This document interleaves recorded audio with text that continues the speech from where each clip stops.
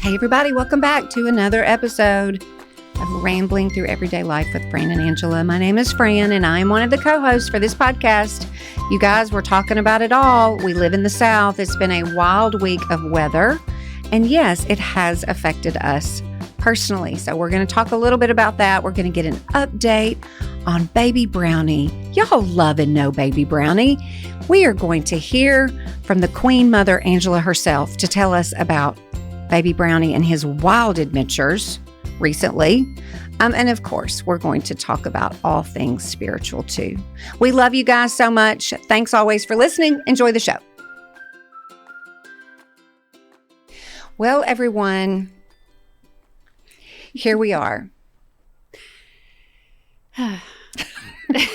April 7th. We're going to hit the Control-Alt-Delete on the month of April. The whole last week was so much. It was so much. The weather, if you don't even have to live in this part of the country, but you knew exactly what was happening because it was just the talk of the town, the talk of the news, the Wednesday, talk Thursday, of everything. Yes. Friday, Saturday. All the days. Sirens. All the days. I got to where listening to a song on the radio, I was like, do I hear sirens? Yes, or you is that did. just within the song? And 50-50. Sometimes it really was. And then there were the unexpected. I know. Like nobody prepared us and now we're in the basement. Or, the poor town of Selmer. I know. Tennessee. It's just overwhelming. So much everywhere.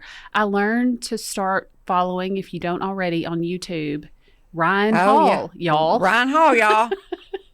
And it's addictive because I will find myself invested in storms that aren't around you. In states, But I know. It's exhausting. I was talking to a lady at church today and she was like, my dog is exhausted. And I was like, because if they have storm stress or anxiety, they are over it. We're all over it. Nesta did really well. You know, we've got this new dog situation and we didn't know how she would do. And we're also curious because some people bring their dogs to the gun range.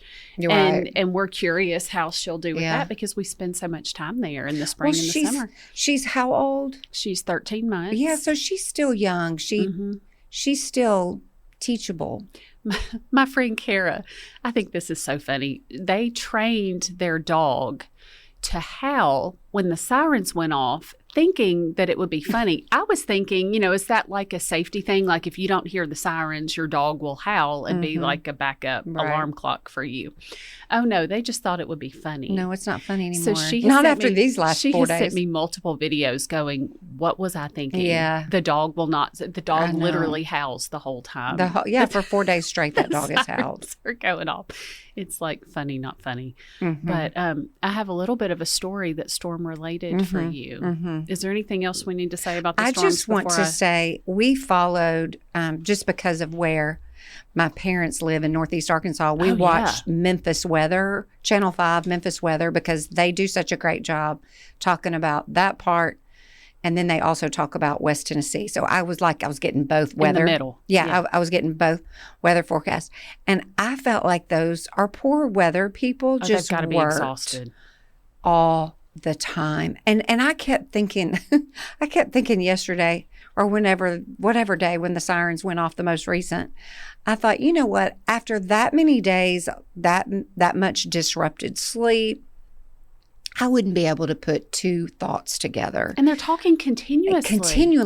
And for hours. Yes. And they still sound trustworthy, because I'd be up there like, oh gosh, y'all, I don't know, because you're just tired. I know. You're tired. So shout out to all the meteorologists, everybody that has worked so very hard, first responders, the linemen, everybody that has had to put their own lives at risk in some form or fashion to keep us safe and aware of what's going on. It's just, I don't know, there's not enough thank you to be said to them. And thank you personally to all the people that reached out to me whenever, was it Friday when Denmark was, or Saturday? All whatever the days, day. But they would see my little town of Denmark pop up, and I had so many kind people saying, are you okay? And I was thrilled to learn that we buried one of those wrap storage containers under the garage because I'm claustrophobic. So the little bitty storm shelter is something I would never voluntarily go into, but this is really big. It's like a 14 by 80, I think. But what we did not know until this past week is it had taken on some water because we haven't been in it for 2 or 3 weeks. So now I have this new irrational fear of, will I drown? So between Carl had pumped it all out with the shop vac. But then I'm thinking, we've got electricity down there. We had a fan plugged in. And then when we went back the next day, there was an inch of water in the floor. So I risked my life and unplugged the fan and got that out of there. But scary. I was like kidding, not kidding, texting some people saying, thank you for checking on me. If I get buried in my garage, come get me out. Yeah. This is where I am. I saw, let's chuckle for just a moment about how all the men became professional weather people. Oh, my goodness. As we are in the basement, the husbands are in the driveway. Susanna's post was so funny. Yes, and Chip said something yesterday. There were twice. We don't have a storm shelter, and I feel like we will put one in at some point over the next however long. But we don't, and so we get in the car with our dog, and Fran packed the most random bag of goodies plus a Bible plus an iPad plus 2 bottled waters, not 5, not 4, 2, like the most random things. And so we would hop in the car and go to Chip's office building because he has a full basement that I don't know how far underground it is, but you have to take three flights of steps. Like you are significantly underground. That's the safest place you can be. You feel very, very safe. But yesterday or whatever day, one day when we were leaving, after we were given the all clear, he said, like looking off to the west, because everything comes from the west to the east. So we were driving west, and he said, yeah, that sure does look like one of those wall clouds. Oh, my goodness. Now they know the names of the clouds. You have no idea what you're talking about right now. But it's just funny. You're like, y'all are throwing around things and talking. If I were a meteorologist, I'd be so mad at y'all. I'd be like, shut up. Y'all have no idea what you're talking about. There's so many random things I want to say right now. One is that, and now I'm going to lose track of them, but one is I got Carl for Christmas. We may have talked about it. It looks like a giant Duracell battery. But it's a portable charger that it sits on a charging stand. And I have used this thing. I guess it's my present that I gave my husband. I don't know that he's used it the first time, but I knew it would come in handy. Most of the time that I use it, it's when I'm on my couch, I'm not near a wall outlet, and my phone, my iPad, or my computer need to be charged because it charges them with lightning speed. Okay. But no pun intended. Oh, yeah. See what I did there accidentally. But I have learned, like, I took that charger with me, and it would be so funny to hear from y'all listening. Like, if you packed a bag, like a doom bag to go wherever, what is in that bag? Like, we talked about how organized Amy Eads is. The lawyer is on the opposite end. I didn't have a birth certificate. I didn't have a photograph. I didn't have a Bible. I had peanut M&Ms, and I had a charger, and I had some Nerds clusters. I had the sweet and the chocolatey stress snacks that all got consumed the first day. We had to go stock up again. I went to Dollar General the day it all went off the rails, I guess Wednesday. And I bought 8 of those little camping chairs because a few of the college girls said, hey, can we come over? Absolutely. But I need chairs for y'all to sit on because now we have an inch of water in our storm shelter. But that Duracell charger, that's really cool. I need to link that in stories because that's something that would be good for people. Yeah, it's like, I don't know what to buy you or us as a family. Here's your Father's Day gift to all of us. Yes, get one for your husband and you'll use it more than he does. Well, remember when, before all this started, they were talking about how we, could get 10 to 15 inches of rain, and you just all kind of like roll your eyes like, no, we'll get 2 or something. But actually we did. We got that much rain. Now they're talking about, and what will it do underground? And we're on the New Madrid fault line. That's what I've been trying to find because I saw that and I read that and I wanted to just kind of skim over that. But you don't think about how this much water impacts what's underneath just the surface, what we see, and how that shifts and how that affects everything. And so, yeah, somebody out there posted something that I cannot find right this minute because I'm like, who did I see that shared it? But it's scary. And just being prepared. You need to be prepared. Mm-hmm. You need to know your eternity is secure. Mm-hmm. You need to know practically you have what you need. I Mm-hmm. had another call in the middle of sirens going off, and I don't know why I answered it. I don't know. Anyway, because it was a number I didn't recognize, but it was a sweet client's child who called me in a panic because the parent is in an ambulance on the way to the hospital, had an illness, and is no longer conscious, never came in to do their estate plan, and now the child's in a panic. Their sirens going off, and they don't have any of the documents they need. Oh, my word. And I'm just thinking, I'm so sorry. I can't help you right now. I can't come to the hospital right now. And even if I could, the parent's not able to sign. So all of this, I think, was just a good reminder of now that the storm has calmed and cleared, just look around and are you prepared? Do you know where things are? Do there were people that were writing their kids' names and phone numbers like in Sharpie on their arms. That's kind of chilling, but there's just be aware. Don't get caught up in the moment and then think, hey, what do I need now? Where are my peanut M&Ms? Right. Yeah, right. Those did not matter. Also, it's just a lot. And like all the flooding and stuff, like when I see what's happening in Memphis with flooding, you see what's happening in Nashville. That's a whole nother level of, oh my word, I'm not prepared for this. I don't remember that happening to this level before. It seems like that's a fairly, either we hear about it more or I don't know. But it's all been an exhausting few days, but the sun will come out. The sun, it's not out right now, but it's going to come out, and praise God for it. So I have a story for you that I've not told you yet. I was saving it for the podcast. So when we, Carl and I were both gone the last week of March. And when we came home, the swans, the mama and daddy swan, were sitting on 7 eggs. And by the way, that mama swan never got off that nest in all these storms. Good gosh. Think about that for a minute. Well, but let's also put that beside the fact of how mean she's been to Brownie. Mean as a snake. So I don't know what to do with that. I don't. Do I love her because of that, or do I still hold some, anger and frustration and bitterness towards her because she's such a what to Brownie? This should be part of the story. Yeah. Okay. They have personalities people they do. When we have the farm book come out about the turkeys, we can add a chapter about the swans and the mean girls. Mean girls. Mean mama. In Swanland. So when we came home, we realized that Brownie was nowhere to be found.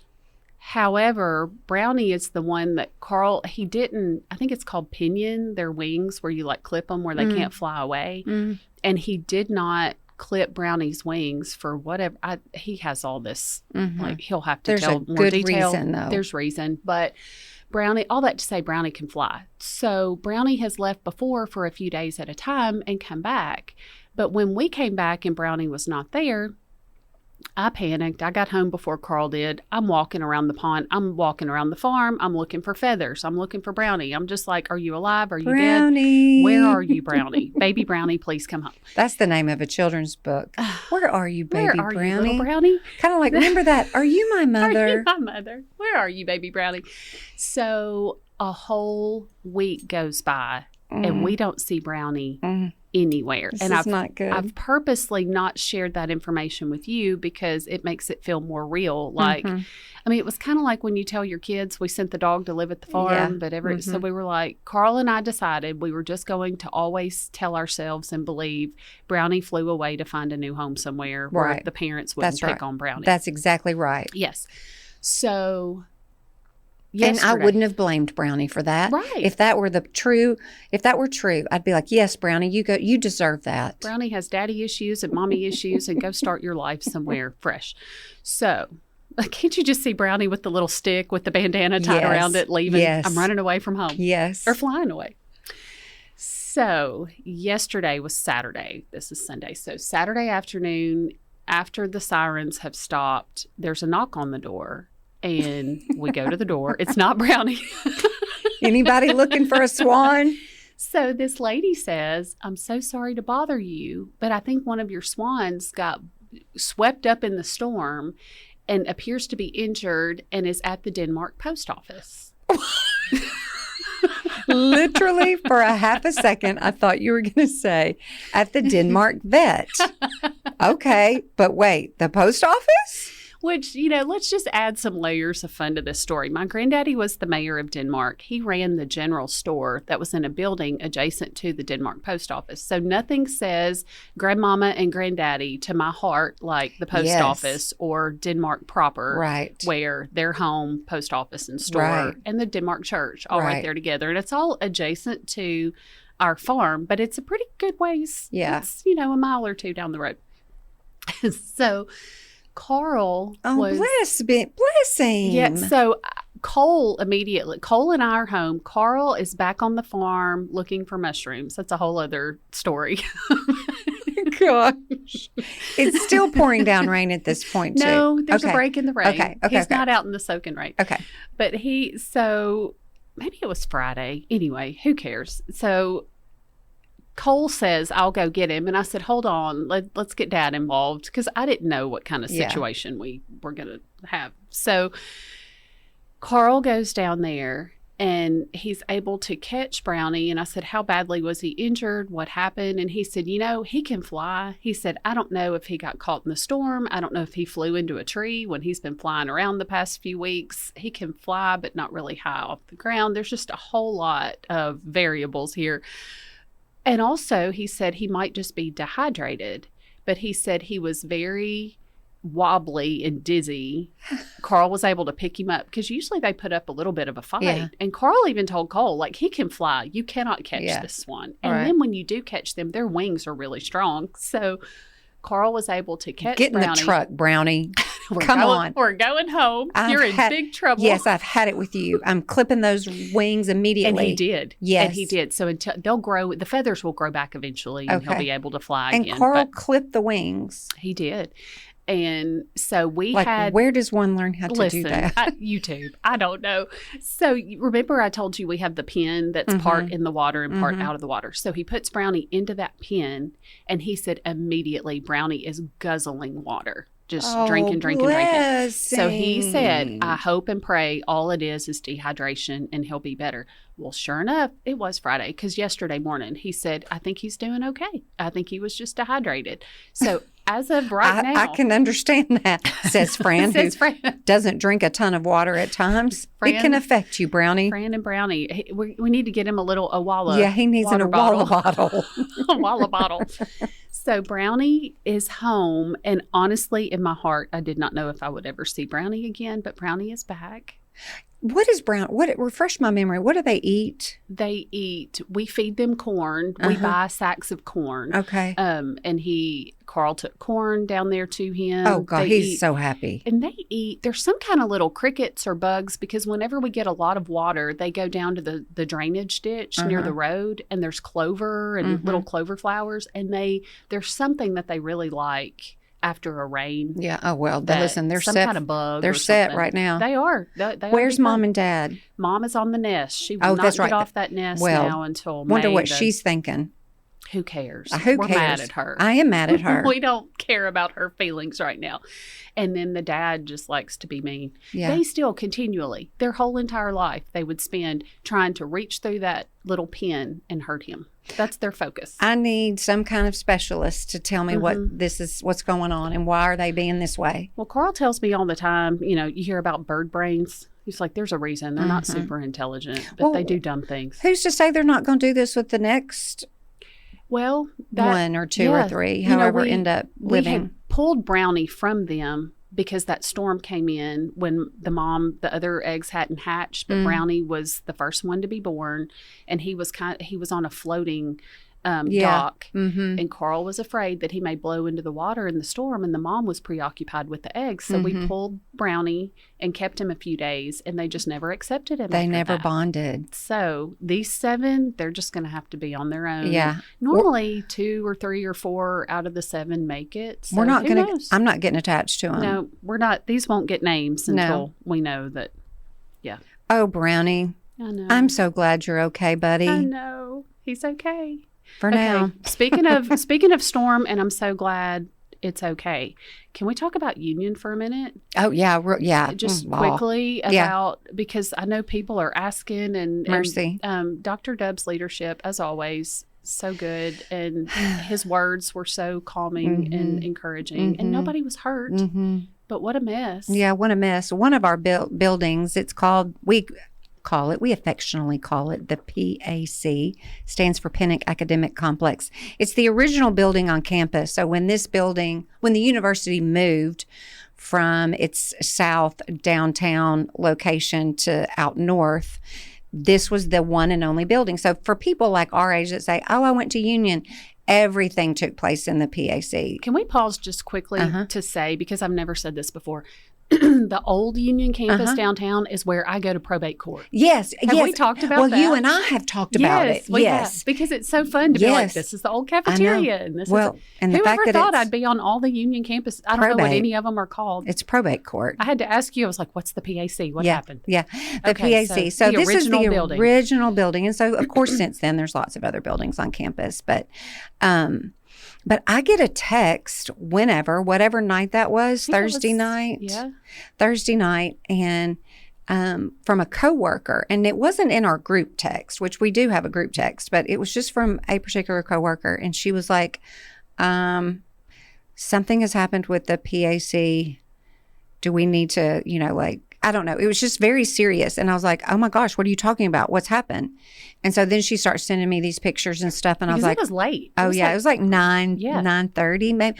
Yes. Well, Dub said later that it had to have occurred around 8:30 because lightning struck the bell tower at 8:30, and that's when the clock stopped. And it all happened. It all happened at the same time. That. Yeah. So, but anyway, a portion, almost like an add-on to this main building, was they're not exactly sure. At least as we're recording this, I've heard could have been lightning that struck it. Could have been a microburst of wind that would have been 100+ mile an hour winds that hit this portion of the building at that time. And the old wellness center is where this happened, and praise God, we finished a new wellness center, and this space was literally empty, and the roof collapsed, and water comes rushing in.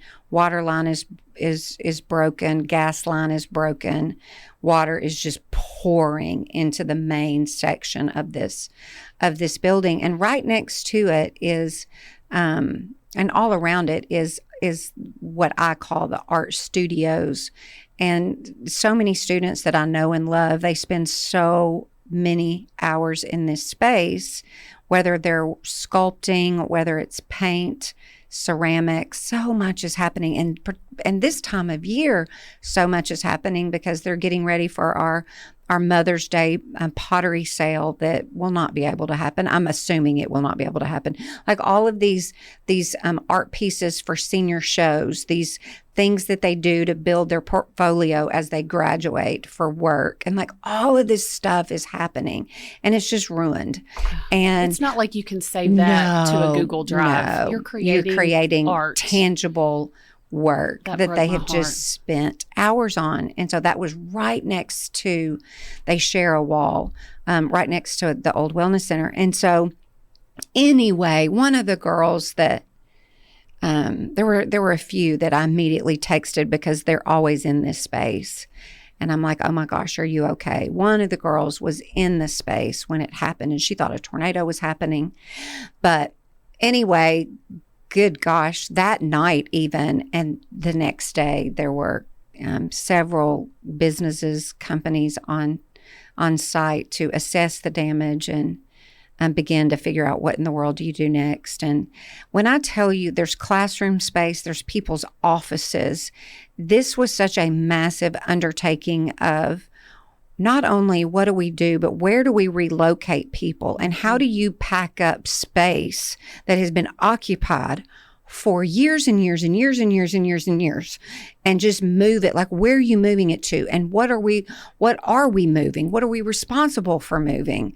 And you had a very short amount of time to get this done. Because storms are ongoing. Yes, it's ongoing. And anyway, it went all the way down to our big gym where the men's and women's basketball play, where volleyball plays. And so we helped on Friday to move a lot of things. It was just an all-day project, but not only, I mean, all of that space is ruined.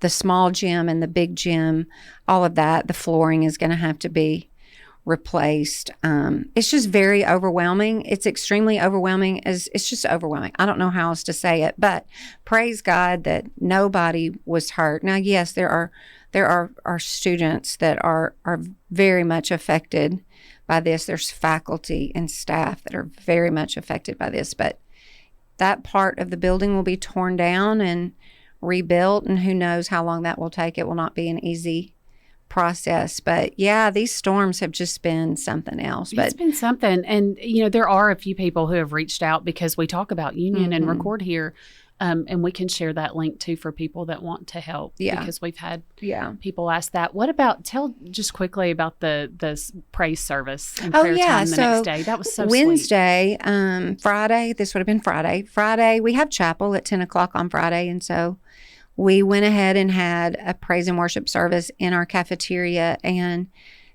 we sang songs and were led in different types of prayers. And of course, Dr. Dubb addressed everybody and just gave us an update on this is what I can tell you right now. And it was just a really sweet time of praise and worship and just being informed and aware, because the 2008 tornado that came through this campus was so devastating and did not hurt and did not or kill anyone, which was miraculous. But anxieties are high. Yeah, and you just in the South, in West Tennessee, and especially now with Selmer being experiencing what they're experiencing, it's just I don't know. You stay on high alert, and then when tornado warnings go off, you're like, I don't know. So it's just this weird place that we find ourselves in. But anyway, Union's going to be okay. Praise God. Everything, the building will be fixed. It'll be okay.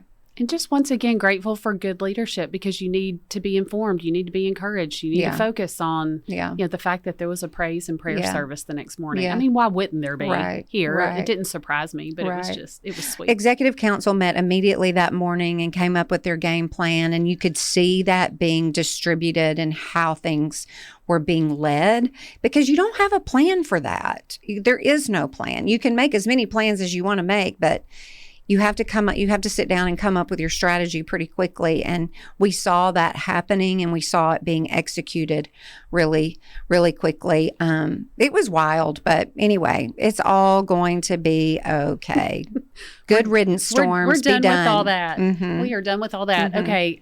I want to talk quickly about the fact that Coach Mark Campbell, women's basketball. Yes, he was not here when all of this was happening. Where was he, Fran? Well, he was being inducted into the Hall of Fame.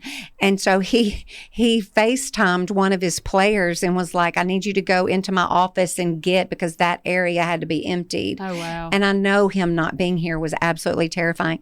I think it's so funny. Mark Campbell, I mean, he's so humble. But the fact that he was recognized at that level in that environment, at the Final Four, for the women's Final Four, to be recognized, and then to have to sit through interviews and questions and autographs.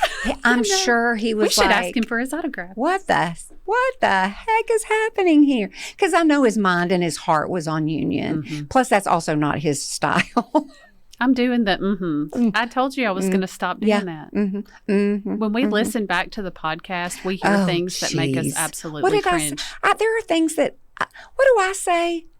I don't notice anything. I just know that I do too many I do too.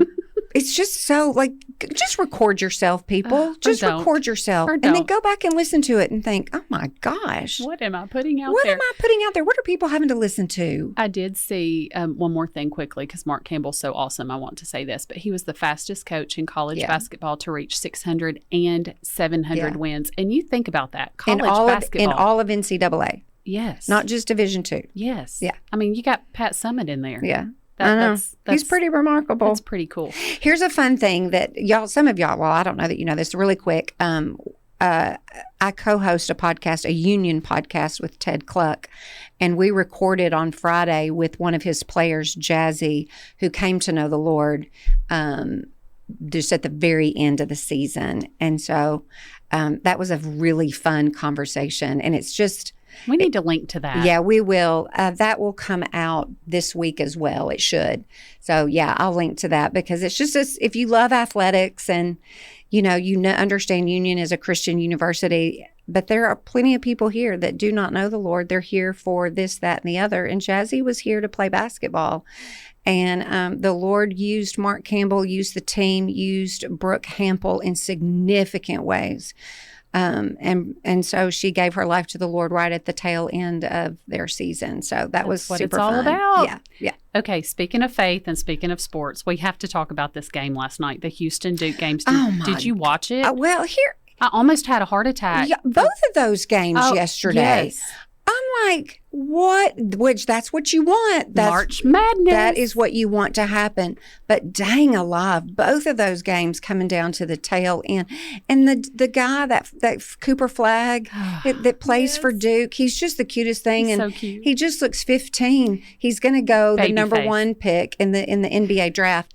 But you just are like, oh, man, he's going to be fine. I understand that. But man, oh, man. There were a few things that I noted from that, and I thought we need to talk about this. The Duke coach, did you see his interview post-game? No, immediately? I have not. And he was he said, I'm still trying to process what just happened. But he said, this is part of it. And you've got to handle the wins and handle the losses. And just the grace that he... What would you say in a press conference right after? I would be nonverbal. I would put a towel over my head. I think you get fined if you don't participate. I think I'd just throw up a peace sign and... Here's my assistant. Could somebody else speak on my behalf? I've lost my voice. I'd fake an injury to my vocal cord. That's another thing that I thought of during the Florida game, the Florida Auburn game. The Florida coach, which Auburn, Bruce Pearl, they're all so animated and they all just use their voices so much. I'm like, how do you even have a voice after so much? Like, you're yelling and you're screaming and you're trying to say and do all the things, and then to get up for a press conference, it would be like, okay, this is what I think. Like, well, of all the players, I normally focus more on the players and their stories, and I have to some degree, but the coaches for me are where I've just been fascinated this time, because Bruce Pearl mentored the Florida coach and hired him to work for him, and the Florida coach is best friends with Bruce Pearl's son, who's one of Bruce Pearl's coaches, and just it's really sweet. Seeing there, we talk a lot about community over competition, and of course, and such leadership, tremendous leadership. I hope I would be that way because I am super competitive. Any sport can bring out things in me that I'm not super proud of, but it's like they've just risen to a whole nother level and they understand what's going on, and we're all in this together trying to serve some greater purpose through athletics, blah, blah, blah. But you're like, man, y'all are rock stars. They don't appear to be selling out their team by praising each other. But Rick Barnes, the Tennessee coach, he and Coach Kelvin, when Tennessee played Houston, they love each other. They played against each other. And the guys, first, let's talk about Coach Kelvin for a minute. He will be the first Native American coach to lead a team to the Final Four. Oh, wow. That's fun. And these two coaches, the Florida coach and then the Houston coach, they will either be the oldest coach or the youngest coach to ever win the national championship. Well, watching that Houston coach, how do you not have a heart attack? Like, just stay so, and I know you've coached no telling how many games over the course of your lifetime. But I would I would be so utterly exhausted. And then to have to sit at a press conference and to play a game, they were like, how do you prepare a team? And they said, well, the commentators, were weighing in on it. They said, well, I don't think you give them a brand new scout to learn 24 hours later. You just say, hey, remember Auburn, play Florida like you did Auburn. But they did. The commentators were so aware, like we're saying about Kelvin being so calm. Kelvin, like we're I know. besties. Listen. My bestie Kelvin. But they said that team, it was skill versus will. And they said they had the grit and the will, and they absorbed their coach's personality, and it was a culture win. Yeah. Isn't that something? I love, we love stuff like that. Do. I really sure want to get do. in there and read all the books and listen to all the things they have to say, because it applies. It's that, is in everything. That's in your work. That's in everything. So the game, this comes out on Monday. The game's Monday night. So who do you think? I want Houston to win because I love their coach, and I'd never like Florida. Yeah. Not that I have opinions. Go I know, Vols. I know. I don't know how. Hater. Yeah, I hope it's just, I always say this. I hope it's a good game. I hope it's not disappointing considering what we've just watched over the weekend. I think it will be skill versus will. I think Florida's better, but I think Houston's so gritty. Yeah, it's right. just gonna be Listen, I love me some it's gritty. It's going to be good no matter what. Okay, there's a study that came out that I saved because we need to know this and apply this to our lives. Are y'all ready? There is a study, scientific proof, that says traveling slows aging and boosts your health. Yes. Amen. I agree. And this was conducted by a university in Australia. So I think we should have to go there and meet these researchers. Yes. Regular travel can have significant benefits for mental and physical well-being, especially in older adults. Well, those who travel more frequently reported better social interaction, physical activity, and cognitive stimulation, which are all key factors in healthy aging. It helps keep you mentally sharp by exposing you to new environments and experiences, reduces stress, improves mood, and promotes a sense of purpose. Listen, I say yes. Where do you want to go, Fran? For real. I wonder what ages, did it say? Wonder what ages they were looking at, because I'm like, I still want to be doing that when I'm 75. Well, I hope I am, because there's proof right there. There's proof. It's going to keep me alive longer. I have clients, and in meetings, we regularly joke about this with, at what point do you put things in a trust where your kids are in charge of your property? And I'll tell them, I'll say, you may decide to do something that's not proof that you're crazy, but your kids may think you're crazy. Yeah. For instance, you hear about people that sell everything they have and go live in an RV or go live on a cruise ship. And those are things that we laugh about, but they really are options for some people. Would you live on a boat or in an RV? Which way would you go? That's tough. I know. I don't know. Probably an RV, because you can just drive wherever you want to go and have more control. Yeah, I don't want to be stuck. I'd be like, oh, okay, I'm done with this. I don't want to be stuck at sea. No, yeah. Okay.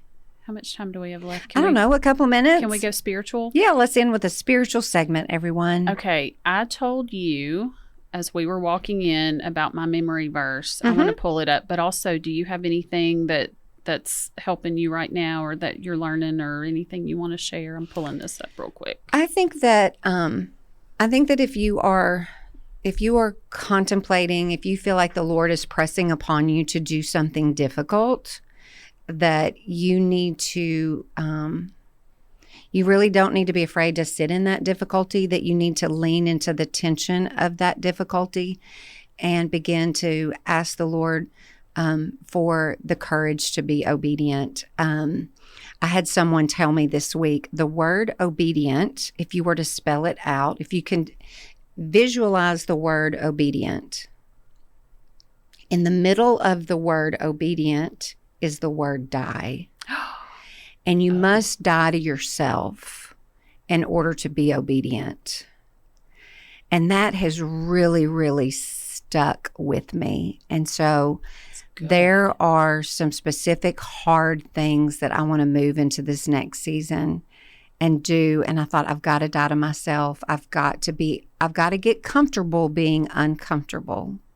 So I don't know what that is for you, but I bet the Lord is asking you to take a step in a direction that just feels very scary and overwhelming. So die to yourself, be obedient, and trust the Lord to lead you and to guide you through just the next step. You don't have to have it all figured out, but just the next step. That's good. And that builds on the growth and the perseverance that we talked about last week. Yeah. We had a lot of good feedback from y'all on that last episode.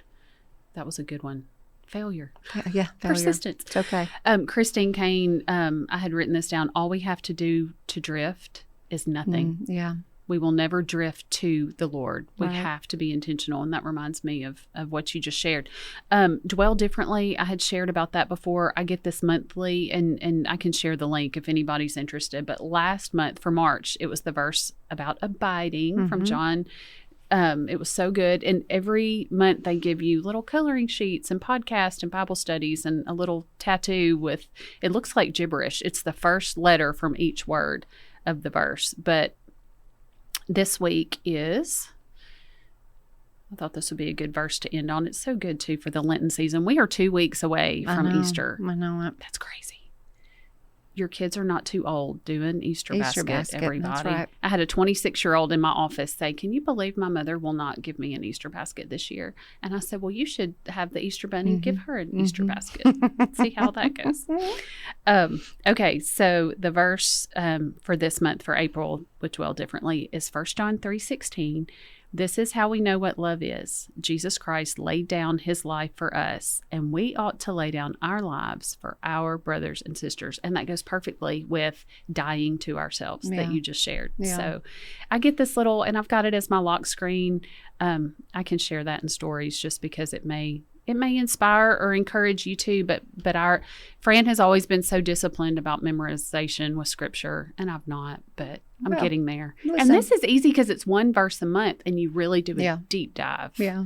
I've got a friend, Rachel Mitchell's doing a verse a day in April. I think that's incredible, but that overwhelms me right now. Unless it was like John chapter 1, 2, 3, 4, 5, like it just all went together. Yeah. But again, it's not about striving or doing. It's about our heart posture and just being open to what the Lord wants to teach us. That's right. Let him love you. That's right. That's right. Oh, what a good conversation. Okay, spring is going to be springing you all. This rain is over and done. Follow the Lord with all of your heart. Seek him always. Love each other well. All right, you guys, we love you so much. Thanks for listening. We'll see you next time. Okay, are you following us on all the socials? We are on Instagram, and then we also have a wonderful Facebook page that we would love for you to follow. Be sure and look for us there. Just search Rambling Through Everyday Life with Fran and Angela. All right, you guys, have a great day. See you next time.